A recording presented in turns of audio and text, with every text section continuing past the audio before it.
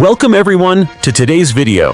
As the release date for Black Myth Wukong approaches, this highly anticipated game has become a hot topic among gamers. Its stunning visuals and unique combat system have captured the attention of players worldwide. However, beneath this dazzling exterior, Black Myth Wukong is deeply rooted in the classic Chinese literary work, Journey to the West. Today, we'll take you on a journey back in time, exploring the original story of Journey to the West and how it inspired the creation of this modern game. Journey to the West is one of China's 4 great classical novels, written by the Ming Dynasty novelist Wu Cheng'en around 450 years ago. The story follows the adventures of the monk Tang Sanzang and his 3 disciples, Sun Wukong, Zhu Bajie, and Sha Wujing, as they travel westward to obtain sacred scriptures. This novel is not only rich in fantastical elements, but also delves into the complexities and diversity of human nature. Among its characters, Sun Wukong stands out as the most iconic figure, known for his cleverness, bravery, and rebellious spirit, making him a hero in the hearts of many for generations. Sun Wukong's story begins with a magical stone on the Mountain of Flowers and Fruit.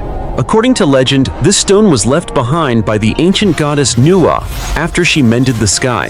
Nuwa holds a position in Chinese mythology similar to Athena in Greek mythology or Venus in Roman mythology. She is the creator goddess responsible for the creation of humanity and the repair of the heavens.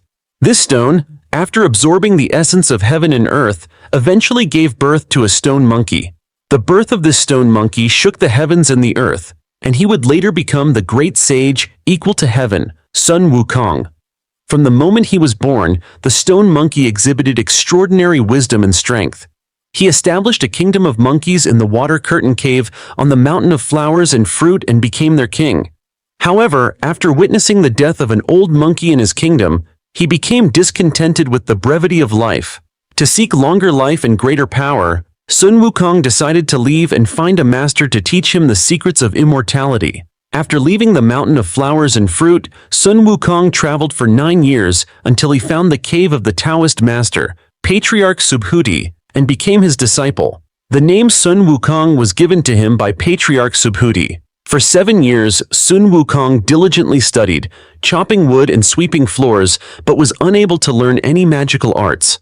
Finally, one day, Patriarch Subhuti asked him if he wished to learn true skills and offered him several options, such as meditation, architecture, and more. However, when Sun Wukong learned that none of these could grant immortality, he eagerly replied, "I won't learn, I won't learn." Seeing his persistence, Patriarch Subhuti lightly tapped Sun Wukong's head with his staff 3 times. Understanding the master's subtle message, Sun Wukong secretly sought out the patriarch in the middle of the night, where he began learning magical arts. He mastered the 72 transformations and the cloud somersault, allowing him to travel vast distances in an instant and transform into various forms like birds, tigers, and trees. However, with great power came great arrogance, and Sun Wukong's pride led him to show off his abilities. One day, Patriarch Subhuti, noticing his disciple's haughtiness, expelled him from the school, sending him back to where he came from. By this time, Sun Wukong had been away from the Mountain of Flowers and Fruit for 20 years. Upon returning to his kingdom, Sun Wukong quickly defeated the Demon King, who had taken over his territory, and formed a brotherhood with several other powerful demons, including the Bull Demon King and the Peng Demon King. Together, they trained the monkeys in martial arts. However, Sun Wukong felt he was missing a suitable weapon. So he visited the Dragon King of the Eastern Sea and forcibly took the Ruyi Bang, a staff used by the ancient god Yu the Great to control floods. The Ruyi Bang weighs approximately 6.75 tons and can expand as tall as a pillar reaching the sky or shrink to the size of a needle that fits in his ear. It would accompany Sun Wukong throughout his life of battles. In Eastern mythology, Yu the Great holds a similar status to Noah in Western mythology. One night, while Sun Wukong was asleep, 2 underworld agents, Oxhead and Horseface, captured his soul and brought him to the underworld, claiming that his time had over. Oxhead and Horseface are the minions of Yama, the king of hell, who in Chinese mythology is akin to Hades in Greek mythology. Furious at the news, Sun Wukong wreaked havoc in the underworld, forcing Yama to bring out the Book of Life and Death. He then erased the names of all monkeys, granting them eternal life. These actions enraged both Yama and the Dragon King, who had no choice but to bring their grievances to the Jade Emperor, the highest deity in heaven, similar to Zeus in Greek mythology. At this point, the deity Tai Bai Jingxing suggested that instead of punishing Sun Wukong, they could offer him a position in heaven to keep him under control. Thus, Sun Wukong was appointed as the protector of the horses, essentially the celestial stable keeper. Sun Wukong was initially pleased with his new role, but soon discovered that it was a low-ranking, insignificant position with no title, so he left heaven in a fit of anger and returned to the Mountain of Flowers and Fruit, where he raised a banner declaring himself the great sage equal to heaven, asserting his equality with the Jade Emperor. The Jade Emperor was furious and dispatched heavenly soldiers to capture Sun Wukong, but they were no match for his abilities. Once again, Tai Bai Jingxing advised the Emperor to make a strategic move. Rather than fighting Sun Wukong, they should officially recognize his title as Great Sage Equal to Heaven and give him an empty position in heaven. And so, Sun Wukong was once again invited back to heaven, but peace was short-lived. Sun Wukong's lively nature led him to cause trouble wherever he went. To keep him occupied, the Jade Emperor assigned him to manage the peach garden. However, entrusting a monkey with the task of guarding a peach orchard was a questionable decision. One day, when the 7 fairies came to pick peaches for the Queen Mother's banquet and informed Sun Wukong that his name was not on the guest list, he was outraged. In his fury, he decided to take all the peaches from the garden, and then he raided the banquet, devouring all the wine and food. Drunk and emboldened, he even barged into the Taoist sage Laozi's palace, and seeing the valuable elixirs there, swallowed them as if they were mere beans. These elixirs were so potent that a single pill could make an ordinary person immortal. Sun Wukong then returned to the Mountain of Flowers and Fruit and hosted his own peach banquet for his monkey subjects using the stolen peaches. When the Queen Mother and the Jade Emperor saw the chaos at the banquet, they were furious and sent the heavenly army to capture Sun Wukong. None of the other deities were a match for Sun Wukong, and as the situation spiraled out of control, the Jade Emperor had no choice but to call upon his nephew, the true Lord Erlong of Guangku. Erlong Shun, the son of the Jade Emperor's sister and a mortal man, is similar to Heracles in Greek mythology, half god, half man, possessing immense strength. Like Sun Wukong, Erlong Shun was also a master of the 72 transformations. When Sun Wukong transformed into a bird, Erlong Shun became a hawk. When Sun Wukong became a tiger, Erlong Shun turned into a lion. Additionally, Erlong Shun had a third eye that could see through all illusions. Just as their battle reached a stalemate, Laozi suddenly intervened with a magical weapon, the diamond bracelet, and struck Sun Wukong unconscious. When Sun Wukong was captured and brought to the immortal execution platform, the celestial court found itself at a loss. He was born from a divine stone, had cultivated powerful magical arts, and consumed countless celestial peaches and elixirs. No matter how they tried, by sword, arrow, fire, or lightning, nothing could harm him. He even fell asleep on the execution platform. Finally, Laozi decided to take matters into his own hands and threw Sun Wukong into his alchemy furnace, intending to burn him to ashes with the Samadhi true fire. After 49 days, Laozi opened the furnace and saw 2 glowing golden pills inside, but just as he reached out to take them, the furnace exploded. Those golden pills were actually Sun Wukong's eyes. After 49 days of burning, Sun Wukong's eyes had gained a new power, the ability to see through all illusions, known as the fiery golden eyes. Furious, Sun Wukong fought his way up to the Hall of Heavenly Kings. Li Jing, the pagoda-bearing Heavenly King, flew out to trap him in his pagoda, but Sun Wukong shattered it with his magical size-changing powers.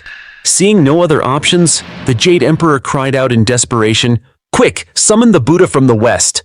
This refers to Siddhartha Gautama, the Buddha himself. It was as if the Buddha had been waiting at the gates of heaven all along, and the moment the Jade Emperor called for help, he appeared instantly and took action, truly the most reliable of neighbors. The Buddha said to Sun Wukong, "Let's make a bet. If you can escape from the palm of my hand, I will no longer interfere in your affairs with the Jade Emperor." Sun Wukong, seeing this as a golden opportunity, thought confidently, "I can travel 54,000 kilometers in a single somersault. This is in the bag." So he leaped onto the Buddha's palm and with a flip flew off at incredible speed. After a long flight, He saw 5 enormous pillars in the distance and assumed he had reached the edge of the world. To mark his achievement, he relieved himself at the base of one of the pillars and carved "Wukong was here" into the stone. When Sun Wukong returned to the Buddha showed him his hand, revealing the same markings Sun Wukong had left on the pillar. It turned out that Wukong had never left the Buddha's palm. Before he could protest, the Buddha flipped his hand, sending Wukong crashing back to the mortal world, and then sealed him beneath a palm-shaped massive mountain.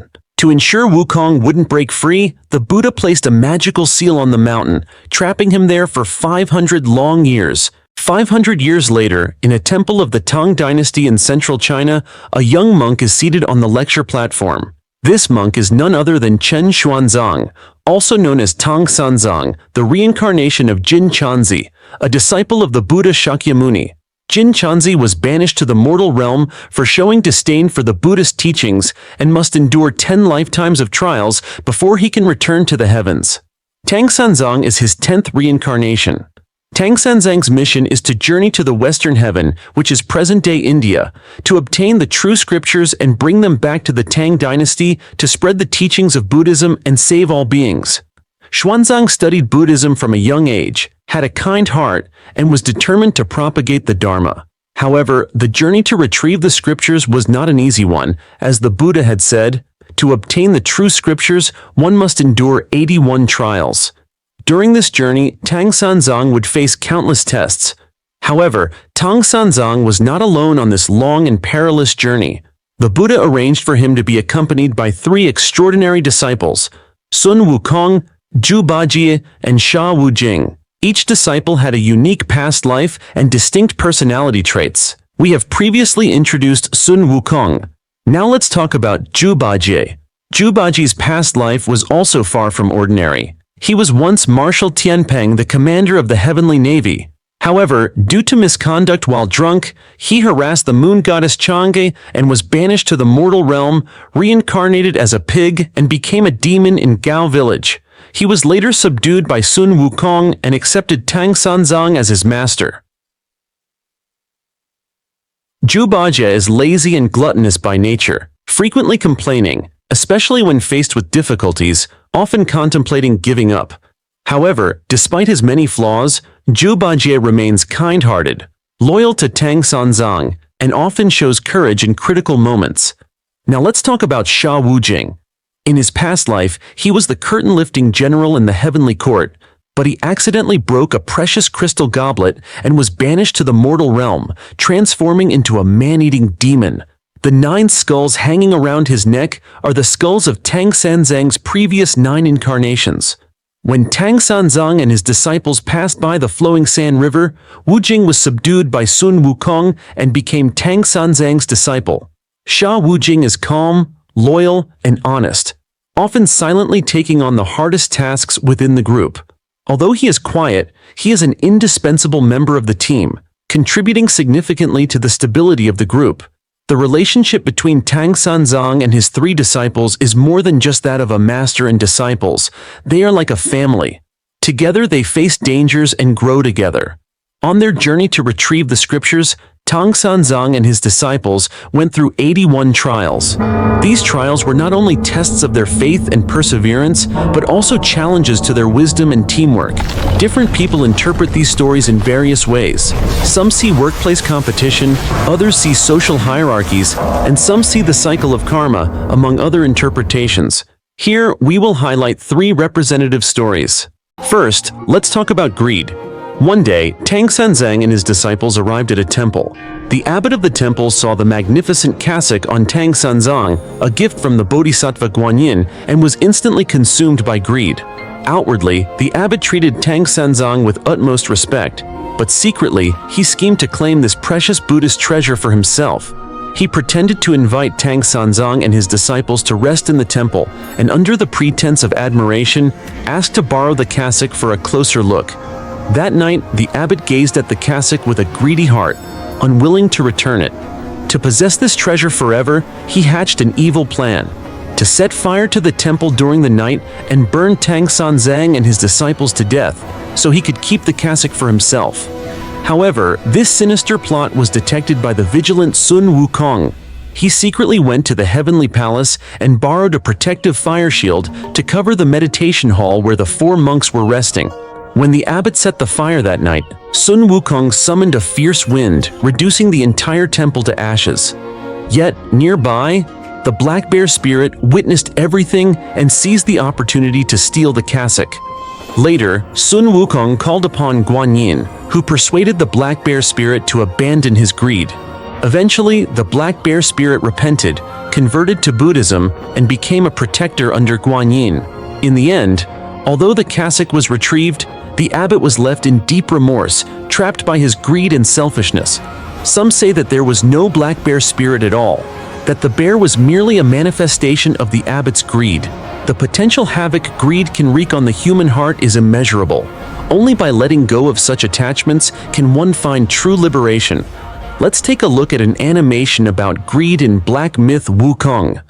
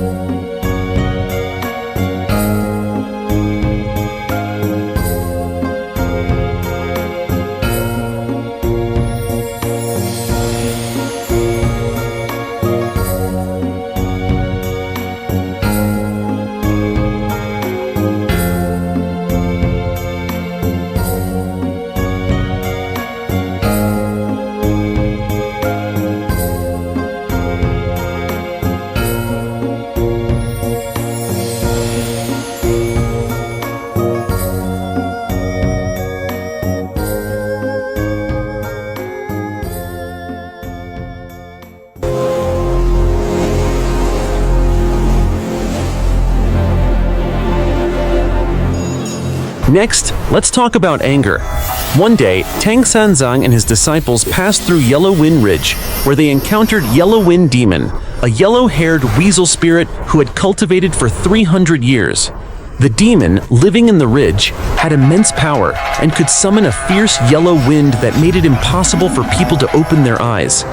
When Tang Sanzang and his disciples passed through the ridge, Yellow Wind Demon coveted Tang Sanzang's flesh, as it was said that eating it would grant immortality. He decided to capture Tang Sanzang and devour him. Thus, he unleashed his yellow wind and kidnapped Tang Sanzang.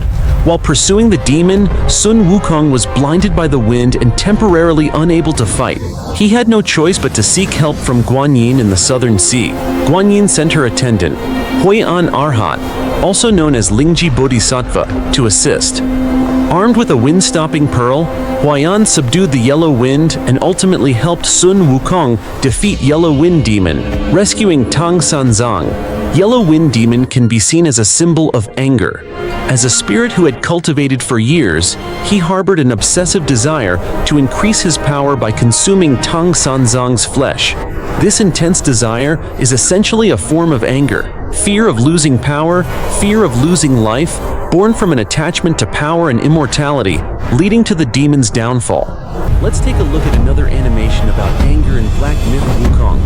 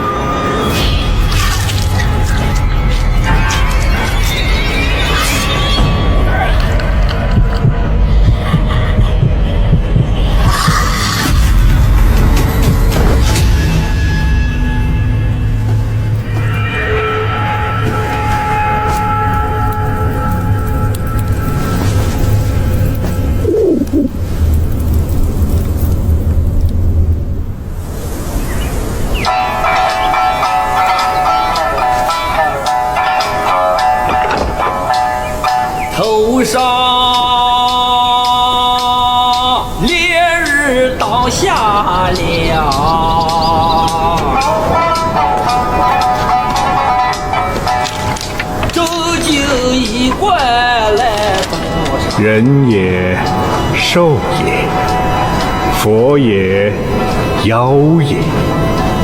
众生自有根器，持优劣为次第，可乱来不得。你说对吗，孙悟空 finally, let us talk about obsession. The yellow-browed monster in Journey to the West was originally the yellow-browed attendant serving under the Maitreya Buddha. Driven by a desire for power, he stole Maitreya Buddha's golden symbol and descended to the mortal realm, occupying the little thunderclap monastery. There, he disguised himself as Buddha, feigning holiness, and even captured Tang Sanzang, Zhu Bajie, and Sha Wujing, imprisoning them within the monastery. As a mere attendant beside the supreme Maitreya Buddha, the yellow-browed monster should be very promising. However, he was unsatisfied and harbored an obsession with greater power. In his pursuit of ambition, he stole the treasure and attempted to fulfill his dream of ruling a domain by masquerading as Buddha. Ultimately, the yellow-browed monster's obsession led to his downfall. When Sun Wukong summoned the real supreme Maitreya Buddha, the Lord easily saw through the monster's disguise, reclaimed the golden symbol, and took the yellow-browed monster back to the heavenly realm for strict punishment. Obsessed with becoming a dominant ruler, the yellow-browed monster went to great lengths to maintain his false identity and status, deceiving followers and even opposing Sun Wukong. His fixation not only led to his loss of reason, but also made him disregard the rules of heaven, foolishly believing he could challenge the divine. In our own lives, obsessions can manifest in various forms, such as a fixation on power, fame, or emotions. If left unchecked, these obsessions can lead to endless suffering and turmoil. These three stories are but a small part of the 81 trials that Tang Sanzang and his disciples faced on their journey to the West. In the end, they successfully completed their mission, brought back the scriptures, and offered salvation to all beings. This journey is not just an adventure story, but also a profound exploration of human nature, faith, and spiritual cultivation. Just as there are 1,000 interpretations of Hamlet, Journey to the West also offers different insights depending on the reader's perspective. Some people observe that any demon related to the Buddha or the heavenly court ultimately survives and attains a good fate, while those without such connections meet tragic ends. Others notice that the closer the characters get to Vulture Peak, the more rampant the demons become, committing greater and greater evils. Perhaps the author was implying that the closer one is to the center of power, the darker it becomes. The process of Sun Wukong becoming a Buddha represents the journey of a person from ignorance and pride to wisdom and enlightenment through trials and spiritual cultivation. If you enjoyed this deep dive into the stories and symbolism of Journey to the West, make sure to hit that subscribe button and join us on ALLCHOICE Legends and Tales. Here, we explore legendary tales and timeless stories from around the world, uncovering the wisdom and wonder hidden within. Don't miss out. Subscribe now and be part of our journey through the epic stories that have shaped cultures and inspired generations.